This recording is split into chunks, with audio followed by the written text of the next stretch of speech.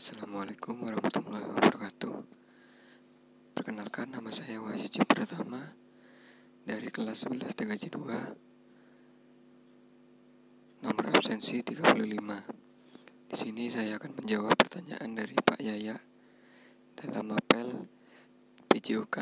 Yang pertama, jelaskan pendapat kamu tentang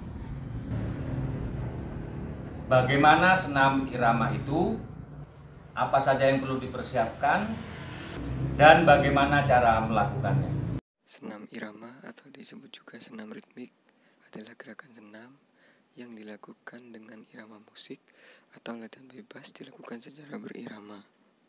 Saja yang perlu dipersiapkan dalam senam irama ialah 1. Memilih lagu yang akan digunakan.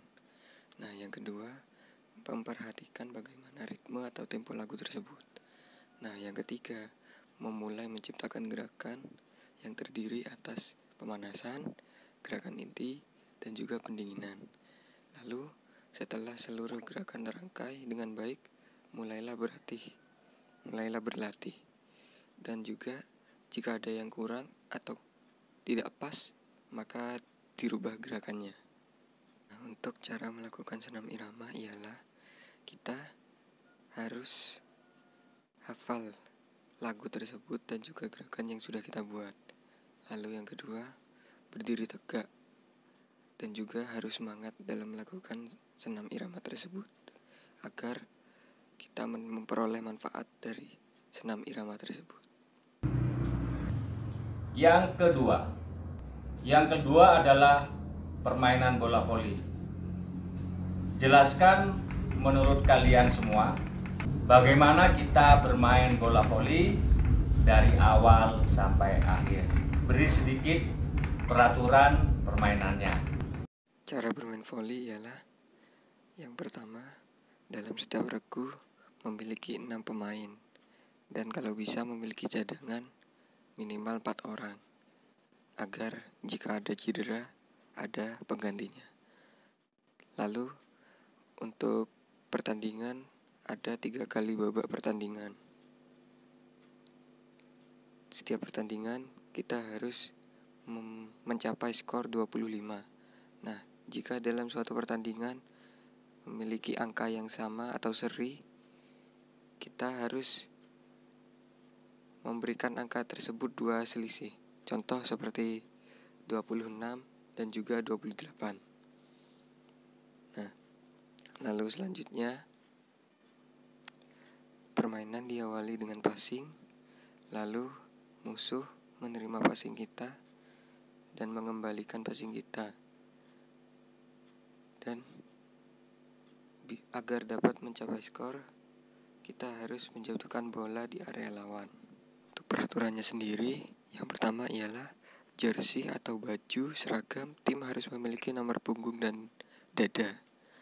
Nah, yang kedua, ketika pertandingan berlangsung, pemain tidak boleh menyentuh net. Dan yang ketiga, kita tidak boleh menangkap atau melempar bola, namun harus dipantulkan. Nah, yang keempat, bola dianggap keluar jika menyentuh tanah. Nah, jika sebelum menyentuh tanah kita mengembalikan ke area lawan, itu tidak dianggap out. Lalu, masing-masing tim hanya boleh melakukan 1 kali time out. Nah, yang selanjutnya, pergantian pemain dapat dilakukan dengan berkali-kali. Yang ketiga adalah tentang materi kebugaran. Bedakan menjaga kebugaran dan menjaga kesehatan. Prinsip-prinsip apa saja yang harus kita lakukan untuk tetap menjaga kebugaran kita? Untuk perbedaan antara sehat dan bugar ialah sehat adalah suatu keadaan sehat fisik, mental, dan juga sosial.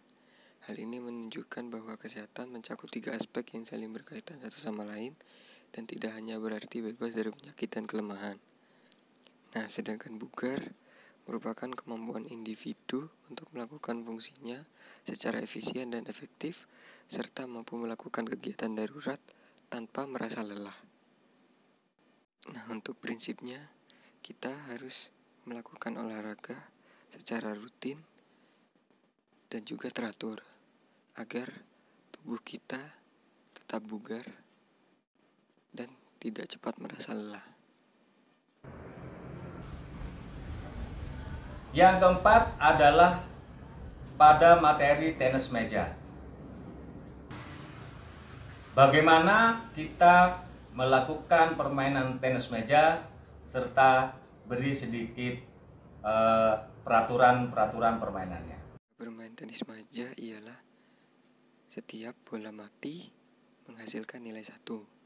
Servis berganti pemain setiap mencapai skor kelipatan 2. Lalu pemegang servis bebas menempatkan bola dari segala penjuru lapangan. Permainan satu set berakhir apabila pemain mencapai nilai 11 dan kemenangan diraih apabila mencapai 3 atau 4 kali kemenangan set. Lalu yang terakhir, apabila terjadi dius, permainan berakhir jika selisih nilai adalah 2. Contoh 15, 13, 18, 16. Peraturannya ialah 1. Memukul bola harus dilakukan dari belakang garis atau ujung meja. Yang kedua, bola harus terletak di atas telapak tangan dan tangan harus terbuka dengan menggunakan 4 jari yang terbuka. Nah, yang ketiga, pada waktu memukul bola harus dilambungkan terlebih dahulu, baru dilakukan pukulan. Yang keempat, bola yang dipukul terlebih dahulu jatuh pada bidang meja sendiri, kemudian ke arah bidang meja lawan dengan melalui garis set tengah. Yang kelima, bola yang dipukul pada waktu servis tidak boleh menyentuh net.